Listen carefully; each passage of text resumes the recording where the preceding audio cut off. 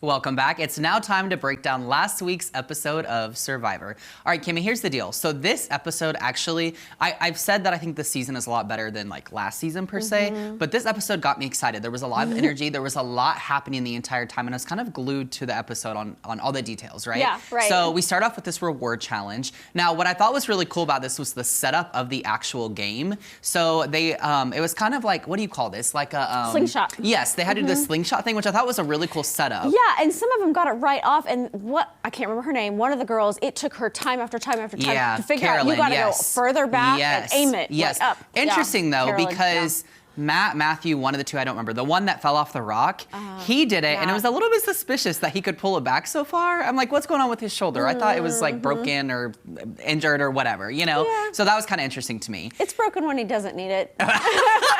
It's like selective hearing. It's like selective brokenness. He decides when it's broken. I think so. Yes, I think so too.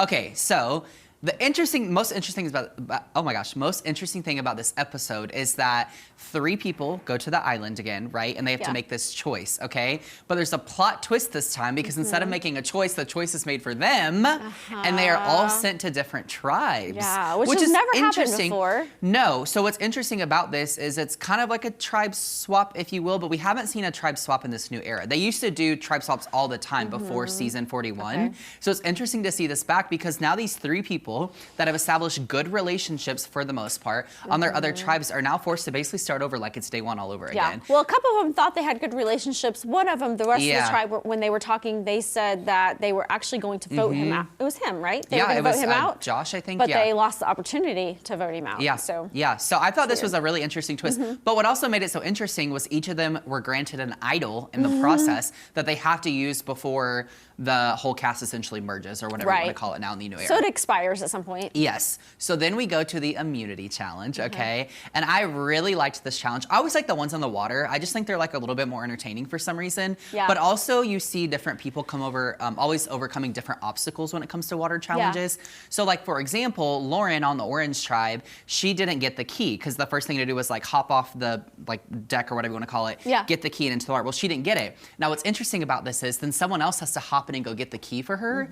And so it was interesting because I was talking to Shannon, one of our directors, and I was telling her, I was like, I'd be really mad if I was Brandon who had to hop back in, and she was like, yeah, but maybe she's not a strong swimmer. And so it's interesting because you don't always think about, as the viewer, the behind the scenes strategy that's happening. There's a lot of hours in this game that we don't see, so maybe they had talked about that and figured that out ahead of time. Yes, which is interesting because, small plug here, there is a new podcast that's On Fire with Jeff Probst that a new episode is released after each episode on TV. And last week they talked about that, how you'd never see it on the actual episode, but the teams literally do get time to strategize before the competition starts, if you will. Okay. So like maybe that was their thing. I don't know, right?